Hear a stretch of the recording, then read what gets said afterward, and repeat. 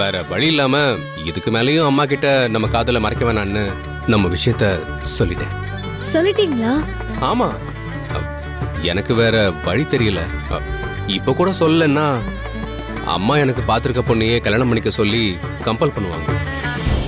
இப்ப அவங்க உடம்பு இருக்கிற கண்டிஷன்ல அவங்கள ரொம்ப கஷ்டப்படுத்தவும் நான் விரும்பல.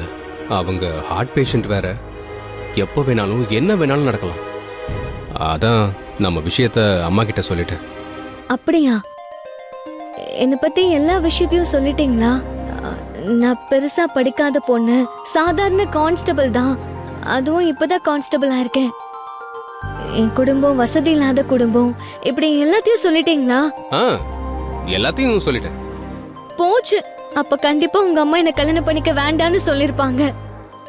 அத சொல்லதான் கூப்பிட்டீங்களா? இல்ல, என் அம்மா நான் உன்னை கல்யாணம் பண்ணிக்க சம்மதம் சொல்லிட்டாங்க. உண்மையாவா சொல்றீங்க?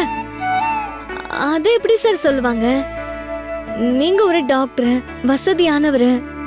உங்களுக்கு உங்க அம்மா டாக்டர் பொண்ணை தான் பார்த்திருக்காங்க. அந்த பொண்ணை விட்டுட்டு நீங்க என்ன லவ் பண்றேன்னு சொல்லிருக்கீங்க. நான் எப்படி உங்களுக்கு பொருத்தமானவளா இருப்பேன்னு உங்க அம்மா யோசிச்சிருக்க மாட்டாங்களா? இல்ல தாரிணி, எனக்கு உன்னை ரொம்ப பிடிச்சிருக்குன்னு சொன்னேன். நான் உன்னை கல்யாணம் பண்ணிக்க ஆசைப்படுறேங்கிறத என் அம்மா கிட்ட பக்குவமா எடுத்து சொன்னேன். என் அம்மாவுக்கு நான் ஒரே பையன். என் ஆசையை நிறைவேற்றுறதுல அவங்க ஏன் மறுப்பு சொல்ல போறாங்க? நம்ம மேரேஜுக்கு ஓகே சொல்லிட்டாங்க.